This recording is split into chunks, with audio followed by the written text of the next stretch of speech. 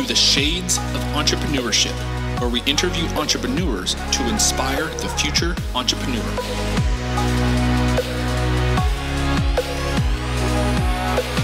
I'll be your host, Mr.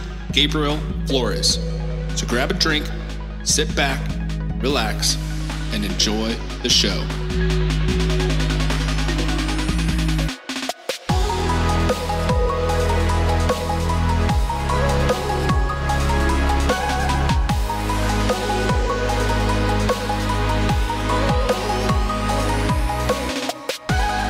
Hello, everyone, and welcome to the Shades of Entrepreneurship. This is your host, Mr. Gabriel Flores. Today, I am here with Jonathan calling in from the East Coast, just south of Boston. Jonathan, how are we doing? I'm doing wonderful. Spring is breaking here, just in the Boston area, and actually, I'm heading out on a family vacation in Mexico later this week, so I'm feeling good. Man, John is ready to get himself a tan, get out there and enjoy some tacos. And what part of Mexico are you going to? Playa del Carmen. Oh, solid. Yeah, I was actually not today. I think we went there for the honeymoon, actually. We're out there. In fact, my youngest daughter, so folks listening, my youngest daughter's name is Itzel, and I believe they have the Temple of Itzel out there in Playa del Carmen. So you might want to, if you get super bored, and check out some temples. But enough about all of that crazy stuff. Jonathan, go ahead and introduce yourself. Who is Jonathan? Wow. All right. Well, there's a lot of layers here, but so Jonathan, that's just me. So I am a father and a husband. I have a 3.5-year-old boy named Chase. We got one more on the way coming in late August. So very, very excited for that. I am an adventurer. My background is in high altitude mountaineering and adventure filmmaking and just some crazy endurance outdoor sports kind of all around the world. And video production was at the root of all of that. A lifelong kind of entrepreneur and creator, all the way from the lemonade stands with my older brother Chris to the car wash businesses to the door-to-door sales in our neighborhood. Like it's just always been in my blood, and have tried a million different things through the years. The one that has really stuck and taken off recently is in 2018. Chris and I, my older brother, we started a software company called Trainual. And that has been scaling exponentially, and we're doing super well. We've got about a 140 person team. HQ is based out in the Phoenix, Arizona, and we've got team members all over the country and serve about 10,000 small businesses. And then we're going to get into that in a bit. And then the other side of my world is just all sorts of arts and creativity. And I've got a band and write music and record. And so there's a lot of different things we can dig into. Oh my goodness. Jonathan sounds like he absolutely has no free time because again, folks, I got a 5-year-old and a 2-year-old. So Jonathan, I know what you're about to step into, my friend. You are stepping into absolute chaos, in addition to having the extracurricular activities. But so congratulations to you on your upcoming child in the August. Hey, and by the way, August 19th, I hear is a great birthday. Just throwing it out there. If it happens to land on that day, Gabriel, if it's a boy, it might be a good name. Just throwing that out there, Jonathan. Now, all right, noted. I love it. Now, Jonathan, before we get into Trainual, because you mentioned you've kind of started your entrepreneurial journey before this. So let's talk about your first iteration in your entrepreneurship, and then we'll kind of gradually get into what you're currently doing. The first thing was, like I mentioned, it was the lemonade stands, or it was the landscaping, just like going to my neighbors and seeing who needed leaves cleaned up or beds mulched and cut and everything, and lawns mowed, and that was how I made money when I was too young to actually get a job. And it just made sense. It was like, all right, if I want to buy the things I want to buy, like allowance was never big in my house. My parents always taught you have to go out and work for it. This is not just like, we're going to give you money for doing things that you should be expected to do. As it's kind of when you talk about there's baseline expectations of your salary as an employee, and you're just supposed to do those things, right? And that's kind of how it felt as a kid. And so there were things that my brother and I had to get creative with and get out there and learn how to make money elsewhere to buy the new CD or shoes or whatever else that we might have our eye on. And that culminated in high school. Actually, Chris got involved with the local cable access studio, and he started taking cameras out, and then we both started playing with the cameras and making, stupid home video montages. And painted a wall in our basement like a lime green to do all sorts of Brady Bunch kind of green screens, and learned how to edit and all that. And then that ended up being a 10-year video production company where we were filming all of like the local state cheerleading competitions and dance competitions and all these like amateur sporting events, and just grew an event video company where we'd go and just film the live events and sell initially the VHS tapes that we'd kind of duplicate in our basement. And then there was the on-site production of DVDs, and then it led to the on-site HD, flash drives that we'd give away, and then the downloads. And then in 2012, exited that business because these things were getting very popular, and all the parents in the stands were doing that with their iPods and iPhones instead of buying the videos.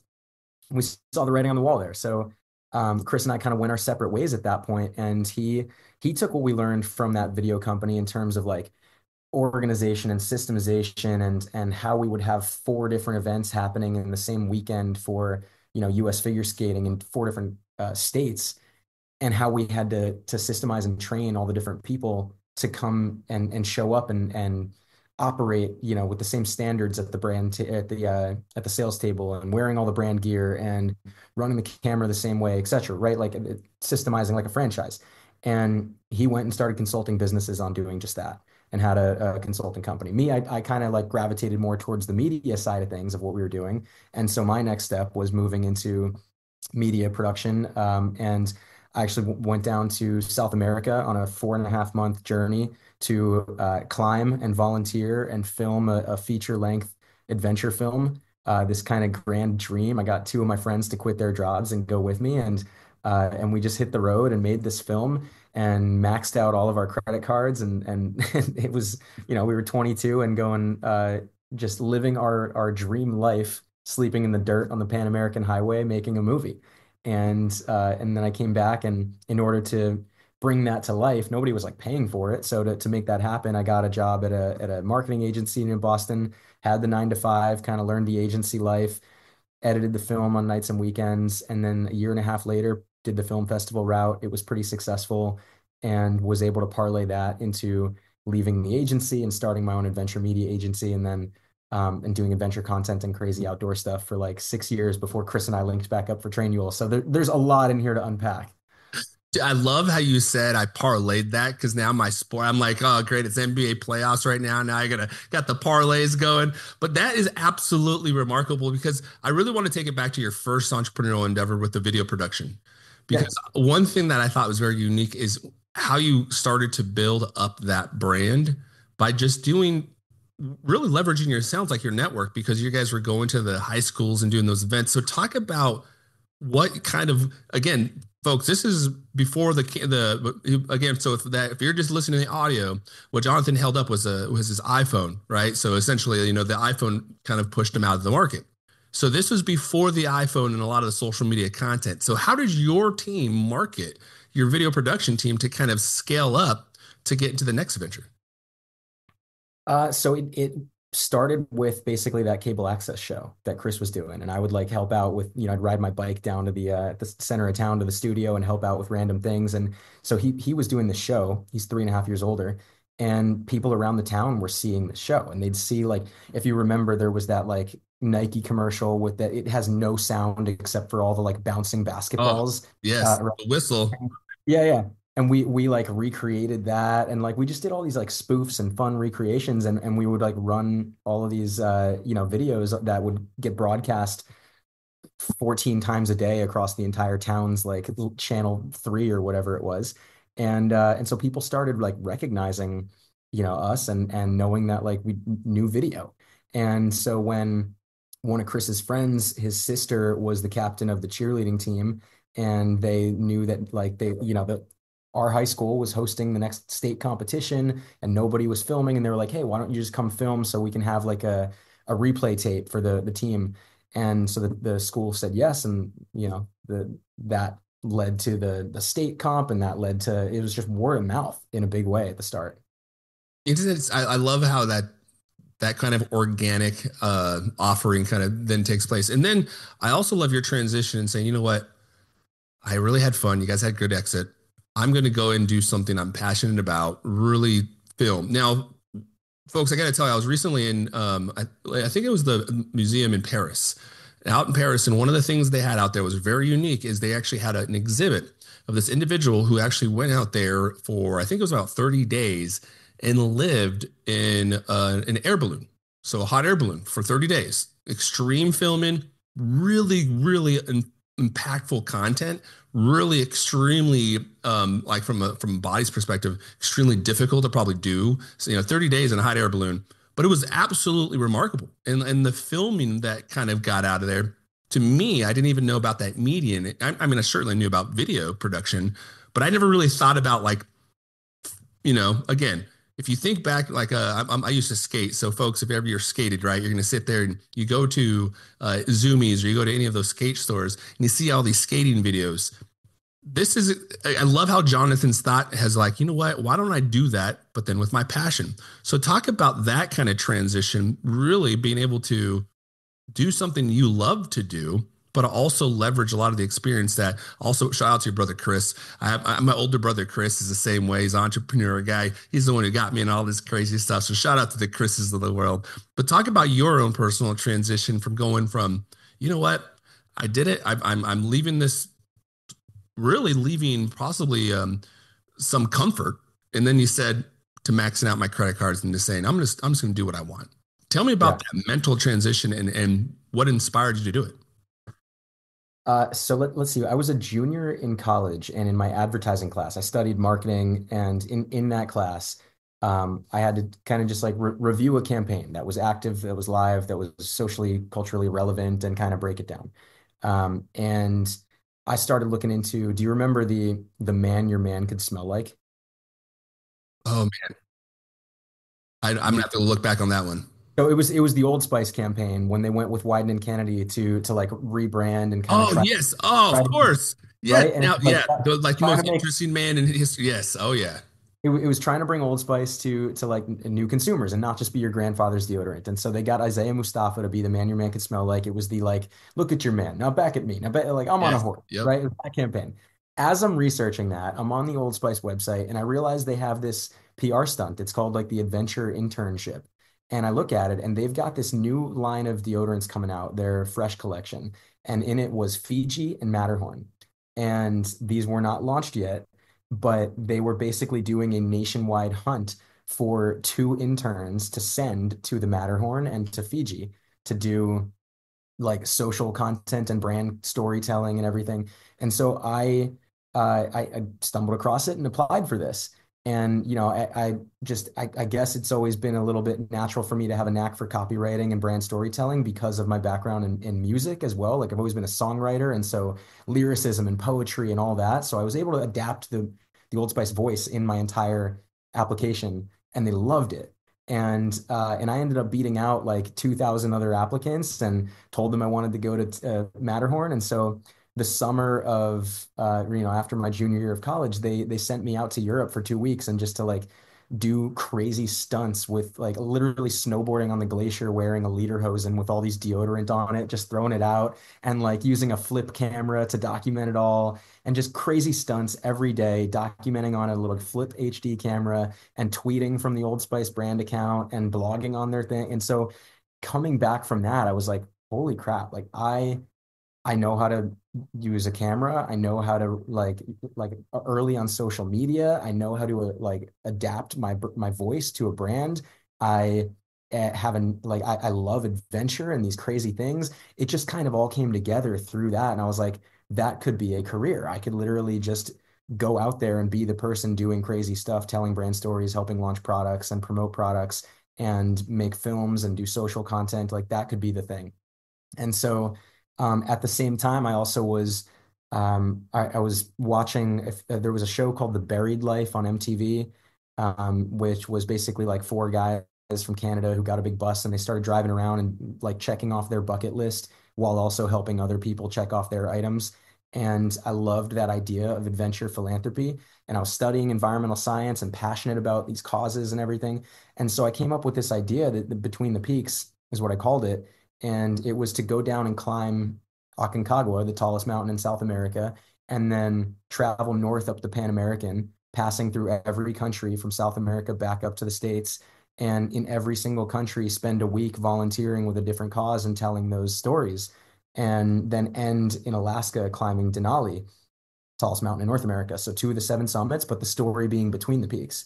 And that was then in 2013 when my two friends and I, we spent a year basically in kind of leading up and trying to plan this trip. Would have been way easier with ChatGPT now. Back then, it was like hunting through travel forums from 15 years ago and couch surf blogs and stuff, and trying to find where to go. But yeah, we spent 4 months on the road. Um, and it ended up being a two-part trip because the first time around we ran out of money in Guatemala.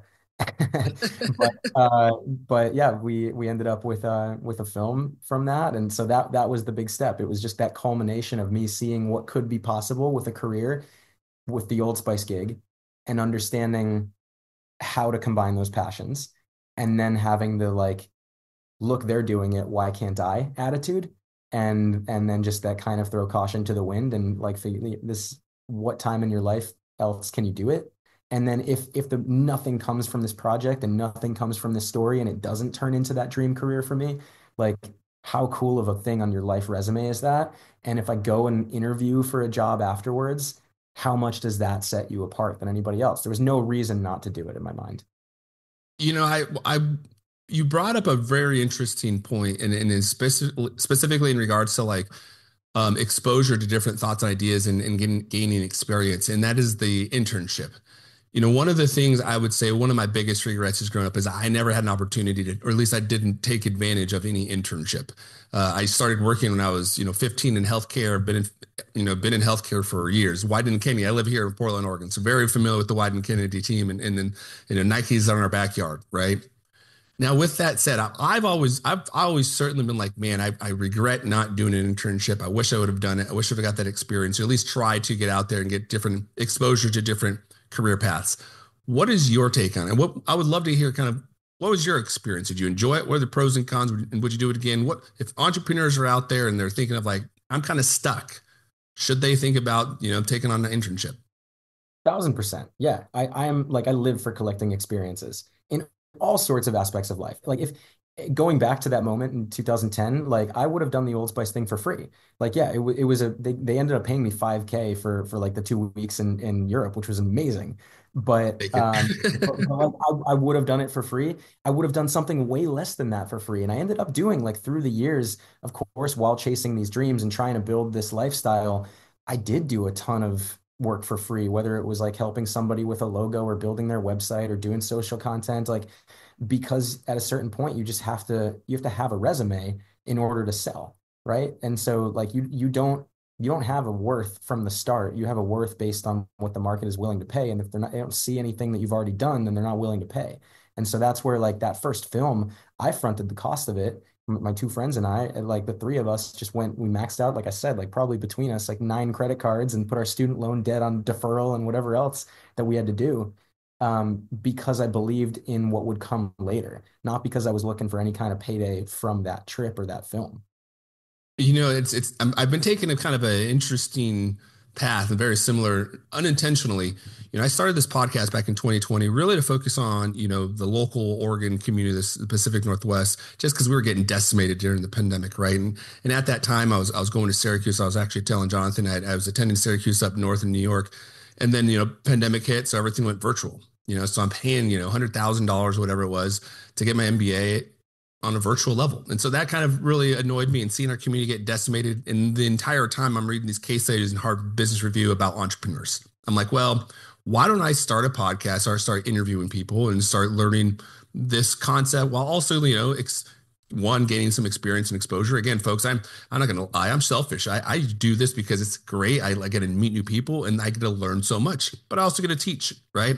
So throughout this teaching process of doing the podcasts, I'm like, oh, now I've learned how to do video and audio production, right? Start slowly creating these things to just recently, again, we just had 200 episodes, Jonathan, of this podcast. And just this year, I finally brought on my first paying client, because for the last couple of years, I've been doing everything for free, podcasts for free, the reels for free, trying to understand SEO, social media. But now that I finally have the experience, right, of knowing what I can do, I feel comfortable enough to charge somebody just a little bit to see if it's feasible. But to Jonathan's point, it was 3 years of free, right? But because again, it's like you're kind of gaining that experience and exposure and understanding what works, what doesn't work. So if you look at the beginning, check out the shadesofv.com. Please subscribe, folks. But if you look at the earlier content of on my social, I'm not afraid to say it. It's crap. It's horrible.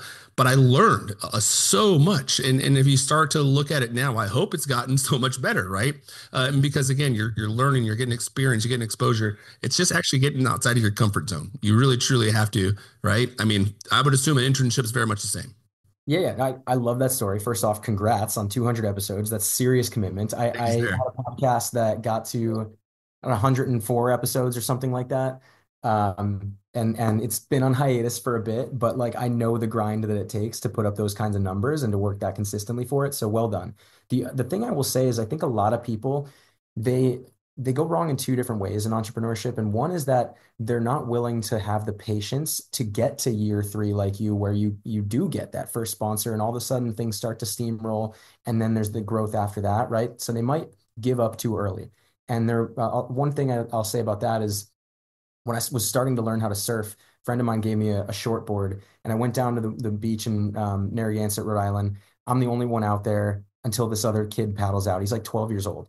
And I'm sitting there trying to learn. I'm just tanking on every wave and he's catching everyone. And so I paddle up to him and I'm like, hey, what am I doing wrong? And the only thing he said to me, like some kind of like crazy sage, was he's like, don't stop paddling even when you think the wave has you. And that like that hit me so hard. I was like, that's what we do in life is we think that the wave has us and we stop paddling and we try to get up and then it just goes by. And so that's like lesson number one is like patience. A lot of people don't wait long enough to see the fruit of their labor. The other thing is like not everybody has the idea to start the podcast and the podcast ends up being the thing, right? Like on my journey to having Explore Inspired was my media company and then to Trainual, which is the more significant company. Like on that journey there, I had a coffee brand. I had a fitness company where I'd like go teach startup principles in rock gyms. I had a productized content marketing service called Content Jelly. I did all sort like I filmed like model train tutorial videos. Like it was just so many random things along the way. And a lot of people give up after idea one or two before they get to idea seven, before they spend 3 years on idea seven, before they actually succeed. Man, that I feel like is entrepreneurship in a nutshell, truly, folks. And I absolutely love, shout out to the 12-year-old surfer. Man, I absolutely been struggling to get on a wave. I just started surfing like the last 2-3 years. And you know, I've been trying, folks. I still have not, but I swear to God, I'm going to get up on a wave one day. That is the ultimate goal. But you know, to your point, you know, it's like you really do kind of have to have a bit of a kind of a fool's gold in yourself that no matter what you're going to do, you're going to succeed and you just kind of keep pushing through it. You know, like that 12-year-old said, just continue to, even though you think the wave got you, continue to paddle because it's when you think you have it going on, that's when everybody kind of, you know, falls apart sometimes. Like to Jonathan's point, I mean, I've had a t-shirt company now because of the podcast. I've had exposure to so many different, you know, business opportunities. Well, like many of you folks know, I'm the president and non-founder of the nonprofit Latino Founders.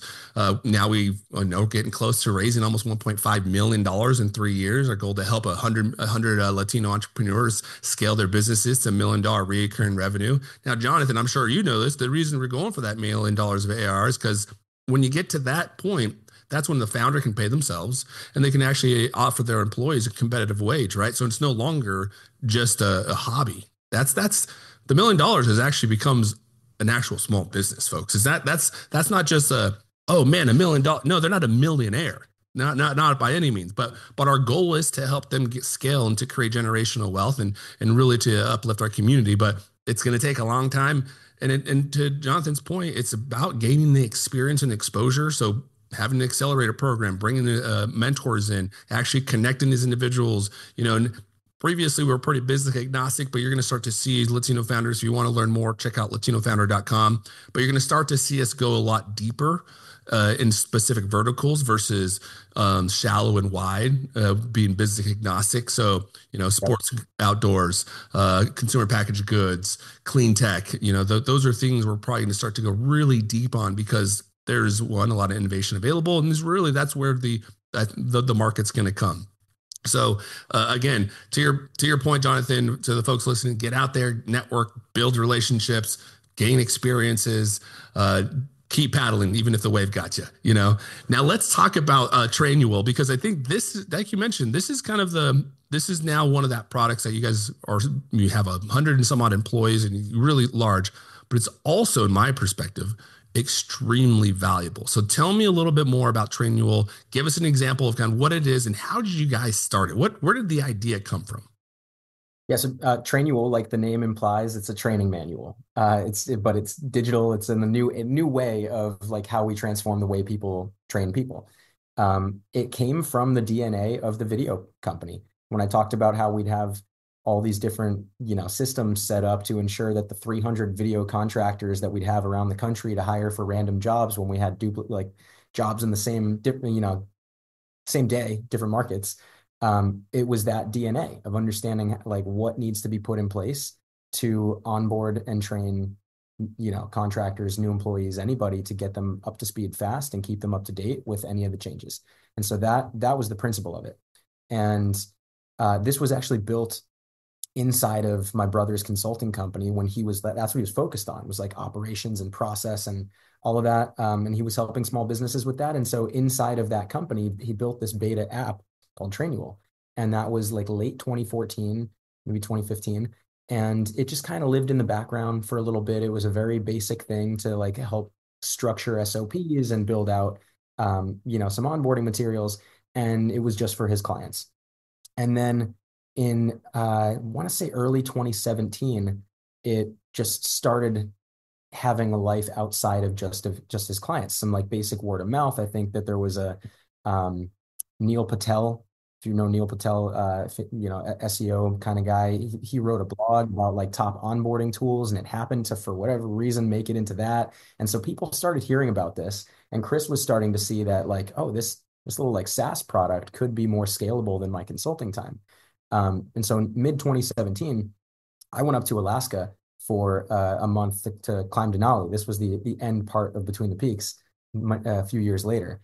And I'm there for a month off the grid. At this time, I have my venture company, Explore Inspired. I've got clients that I'm doing newsletters and content for, got staff writers that are blogging and everything. But this was the first time that I was taking any time away from the business. So I tested this tool, Trainual, and I started documenting like all the different podcasts and newsletter and blog processes and managing the WordPress site and whatever, and assigned them to, the writers that I had, to my wife, right, to just like keep things running while I was on the glacier and disconnected for that climb. And it was such an aha moment for me, because my entire life, maybe you know this too, as the kid brother, I was the one that got everything delegated to me. Oh yeah. Yep. I did not master delegation. Still to this day. I was the one that I was priding myself on the fact that I could just take it all on and figure it all out.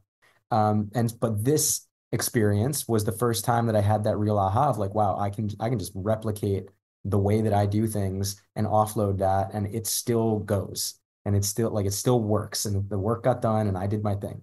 And so I came back, and my brother and I were just, hanging out that summer, and he's talking about feeling like he wants to maybe take that step into software and transition out of the consulting space.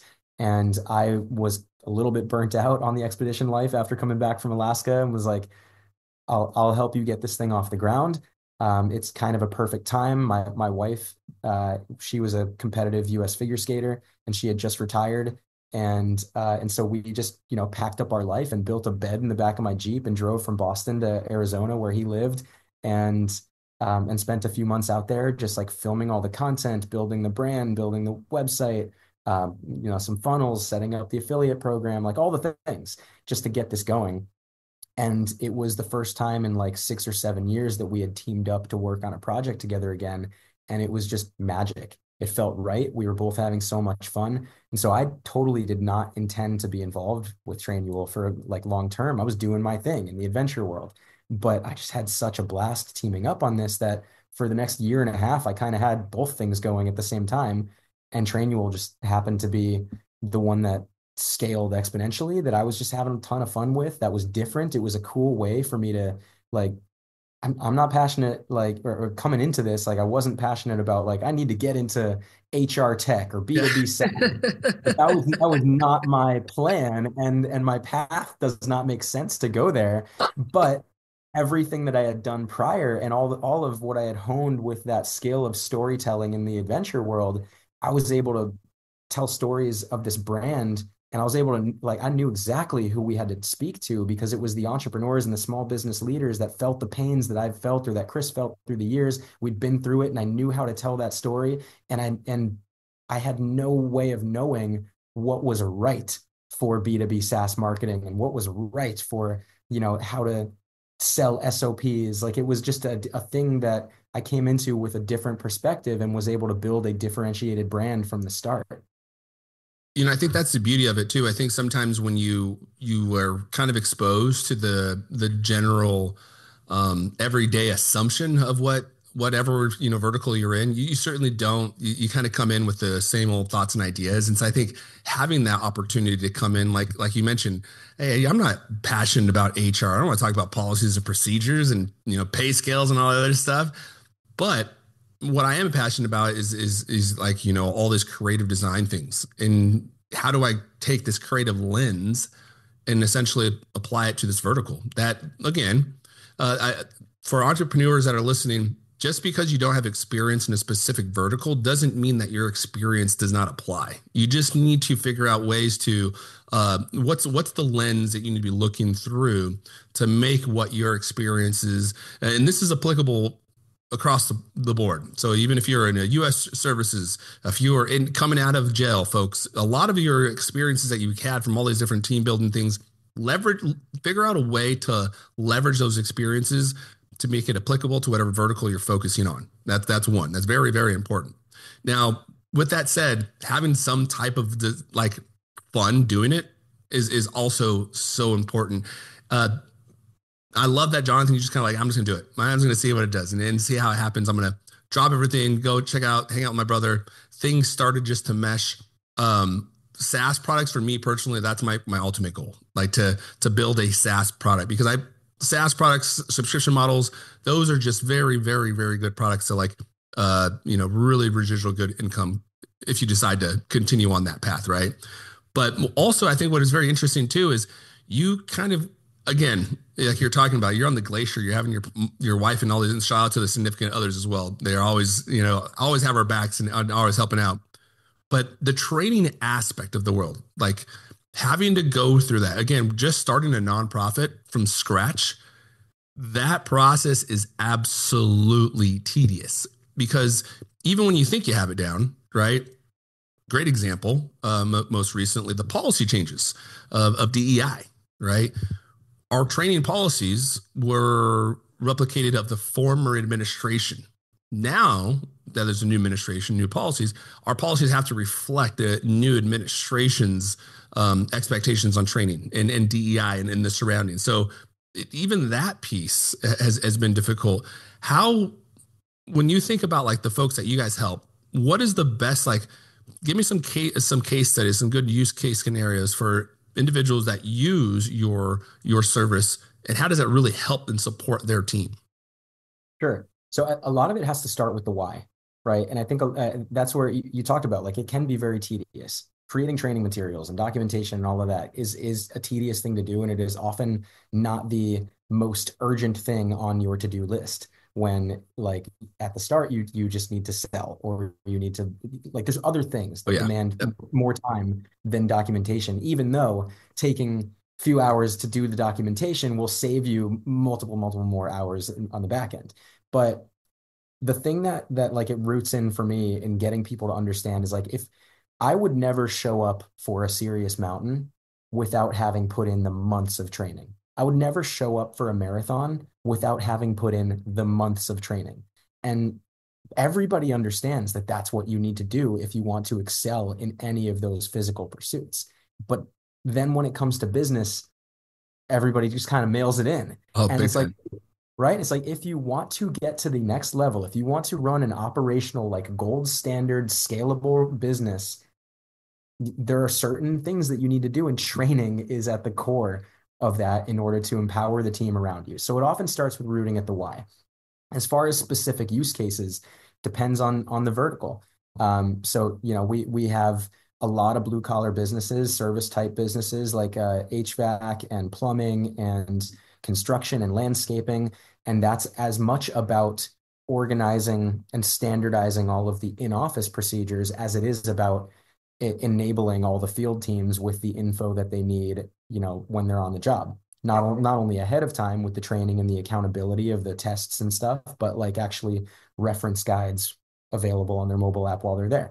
When we talk about more kind of white collar businesses or more even creative businesses, like there, we have a graphic design company that employs thousands of designers across the world in Mexico and Philippines and India and all these different places. And it is a deep bench of a single repeatable role that now it's like instead of having one person train every new hire, they've built out the training and they can, whether it's 1 or 1,000 people, it's the most repeatable thing for them to onboard somebody, and everybody operates the same way. So any business that has a deep bench of talent like that doing the same thing, like even I mentioned endurance sports like Ironman. Ironman uses Trainual to bring on all of their race volunteers that just need to know how to work the aid stations at every single race. It's a very repeatable training and they just use it for that.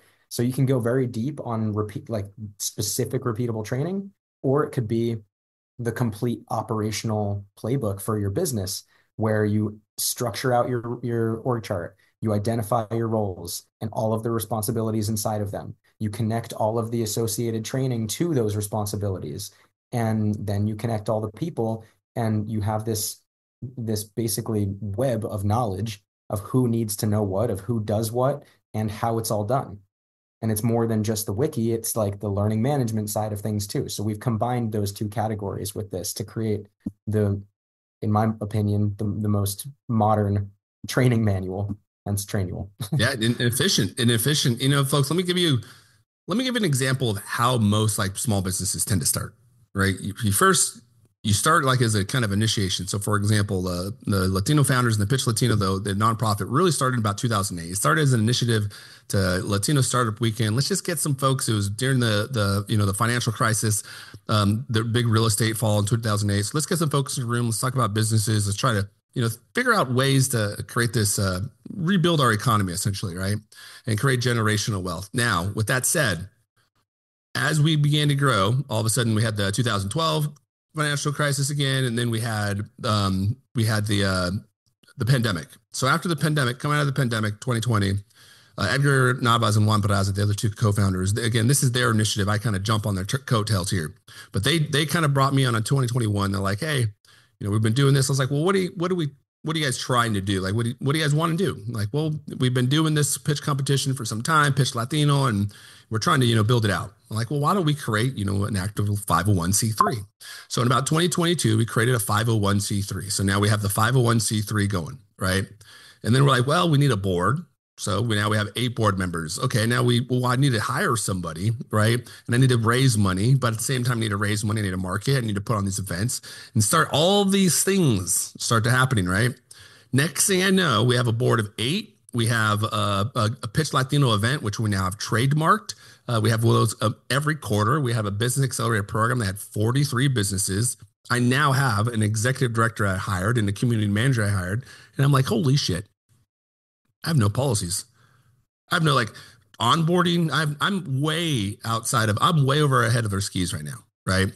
So we have really had to let me take a step back and go through and start, drafting up our policies. What does when we created the board, we certainly have the board outline, right? And your policies for the board, but now since we have an employee. Now we have to have an employee handbook, and we have to have an onboarding process. And how do we fire this? How does the vacation work? How do we pay this? All of these little things that is almost like you start to, as small, and it happens with small businesses all the time. We tend to address them as they pop up, right? And to your point, Jonathan, had I kind of set up, or we set this foundation down in the beginning, the process, one, it would have written so much smoother, right? We're doing great. No, don't be wrong, folks, we're doing great, but it would have been a much smoother process. There would have been less confusion and less, there's so much more ambiguity for everybody because now you have, structured. Same with the podcast. The beginning of the podcast, again, I go back to the beginning of the contents and trying to create some synergy. I was like drinking the fire hose, right? I'm producing a show every week. Now, before, I was literally recording one episode a week and then editing it, doing everything that week. As I learn, now I batch, right? I'll do a couple episodes, a couple months. Now I got, for the next couple of months, to batch out, but I also have time to edit it, create the marketing, so I'm always ahead of the game. But it's that policy, that creating that structure around editing the audio, the video, the marketing. And then once I got that narrowed down, everything became so much easier for the podcast. Like the scheduling, the releasing of the episodes, reaching out to clients. I just went through this automation piece right now as well. So I'm trying to even get better and more automated, but it's all those little things. Like if you have structure in the beginning, it makes it so much easier. But if you don't, Jonathan has a software product for you to use to get you back onto that base level. Because again, once you have that checked off your box, now you can focus on back to the funnel, right? Now you can go back to the funnel. You can create the awareness evaluation, get them to purchase. Now you have a loyal client. That's what you should be focusing on instead of HR policies and procedures, vacation thing. Like that sucks. It's time's consuming. It bogs you down. It's tough. It's always a reactive thing. That is just very much so. That is the fact of life. Yep. Right. Like I often equate it to like procrastinating doing the dishes, right? You're letting it pile up in the sink because you have more forks and you're like, that's fine. I've got my fork. When you go to that drawer and you've got no forks, you're like, damn it. All right, I'll do the dishes. And that's how it feels to like hit that moment where you're like, all right, I need to document process. I need to structure this out for the business. I need to have onboarding. I need to have training. That is just like the nature of the moment everybody hits. What you described, though, is basically the evolution of complexity in a business. And so at the start, it is okay that it's not the most urgent thing, right? When you just need to figure out what is the idea. Well, like you do it before you document it. You have to do a bunch of different things before you figure out what is the right way to do the thing. And then also when it's just a few of you on the team, everybody kind of knows what's going on, or everybody has their own responsibility, and you don't need to get in each other's swim lane that much. And so it's not necessary at the start, right? And as you start to proactively think about it, if you're the rare person that does, at that early stage of a company, it's okay to like use ChatGPT and build out some things and throw it into Google Docs. And it's just like you're starting, and that's half the battle, right? And then once you get to the point where, all of a sudden our team has grown to the point where we have middle management, or we have more than one person in each department, and there needs to be some standardization of the way things are done. And there needs to be some solve for the the knowledge silos that happen, or somebody left and they did this and nobody else knows how to do this. And now I have to get sucked back into the work and figure it out because they didn't document anything. And now it costs me 20 to 30% of their salary just to like rehire and retrain somebody because I didn't prevent the turnover, because I didn't arm them with the process. Like that's what you're solving for when you get to that stage of a business. Oh man, we're going through that right now. Again, folks, you guys know I work in healthcare, but standard definitions of data is a very difficult thing sometimes, which is like, It shouldn't be that difficult to standardize a definition of a data point, but you'd be surprised how difficult it can be, even in the the healthcare world, because data will give you what you want, it'll never get you what you need, and you can interpret it 120 different ways, and so it's making sure that it is defined very early on. And Jonathan, I love what you're preaching, because I'm very much a forward thinker. We're going to be actually doing a strategic plan here in June to bring our entire team in, say, okay, what's the 5-year strategic plan? So we're all marching to the beat of the drums. But to Jonathan's point, when we created the board, we're very strategic. I identified a lawyer, identified somebody for the marketing and then sales, somebody to do the philanthropy work. Somebody, again, look at areas of need that we needed and bring in somebody for that. If I needed marketing communication folks, I'm going to target somebody that was marketing communication. If I needed somebody from fundraising, I'm going to target somebody with experience with philanthropy, and I'm going to bring in a lawyer. So when I do, submit my trademark and they have questions, I can just call Julie and be like, hey, Julie, what the heck are they talking about? What is this jargon? What is this legal jargon they're telling me I'm supposed to do? I'm just trying to get a trademark here, And so that was the beginning. Now, as we begin to grow, again, as I mentioned, we have an executive director. Now this individual's livelihood is, I'm the president of the board and co-founder. So I very much take a responsibility of saying, I need to make this successful, because if I don't, this individual loses a job, and that's a big, big thing, a big responsibility that you put on your shoulder. I'm not getting paid, right? I'm a board member and co-founder. So it's a nonprofit, but we do have an employee, and we have two now, right? So now as we continue to grow, these policies are going to be more important and extremely more valuable, because they are going to make things easier as we continue to grow, because eventually we do hopefully scale nationally. I mean, again, folks, as I mentioned, Seattle, we had Seattle, Pitch Latino Seattle coming up. So check out latinofounder.com. We got Pitch Latino Southern Oregon. We got Pitch Latino Portland. We just did Tri-Cities. I'm not saying anything yet, but I do believe we got some things in the work, and they're going to be a little bit more south of Oregon, a little bit more sunnier. In fact, we might even have one location where Jonathan's going to be going here next year. I'm not going to spoil any of the beans, but we are definitely grinding at Latino Founders. Now, Jonathan, before we go, I'd love to hear who is, you got your business, who is your typical client? What kind of problems, if you're an entrepreneur is dealing with this problem, and the reason they should call you, what kind of problems are they dealing with? Yeah, so typically, like we were talking about, the scale of complexity that you hit as a business, it kind of comes around 10 employees, a little bit more than that. Something that's in that rough range of like you've got 10 or more employees, and now you're starting to feel those pains of, tribal knowledge that walks out the door when somebody didn't document something. You've got onboarding problems where you get to the stage where you can't spend enough time with every new person to just like download your brain and the way that you would do things. And they like, maybe you work remote and it's hard to kind of shadow the way work is done, right? And so a lot of people don't realize another effect of effective documentation is a people first culture. Because right, like you get to a point, like at the early days of Trainual, I could spend the time with every single person, but now at the stage that we're at, like every new employee, like I don't have that much time, and so I don't have to meet them for a 30-minute Zoom in their first week to talk about how to run Facebook ads. I can meet with them to talk about like who they are as a person and what's motivating them in their life and what's motivating them in their career and what obstacles I can help unblock and what people they should meet in the company. And it's a way better conversation because they have the info they need to start. Other problems are, it's just you have high turnover. You have, like I talked about, a deep, bench of just repeatable roles. You have issues with change management and needing, shifting roles and responsibilities, and need some clarity and kind of swim lanes and who does what. And just you need to standardize a repeatable way to scale certain systems in your business. So it's as much about operational efficiency and organization as it is about standardized, scalable training. And I one thing I'm realizing that I think maybe this is something you guys could use as well, is you're essentially protecting the culture. When you create a training manual, and as Jonathan mentioned, as you begin to scale, the effect scale does have on culture eats strategy for breakfast. At the end of the day, doesn't matter. There's three types of employees. There's a cave employee, there's an RIP employee, and there's an engaged employee. I love engaged employees, right? Come to work every day, they do everything, they're proficient in everything they do and excel in most of all the other things, right? And then there's an RIP employee, which I don't mind. I will take a RIP employee because I know I can get them engaged. A RIP is they are retired in place. They come to work every day. They just want to do the bare minimum just to get by, and that's okay.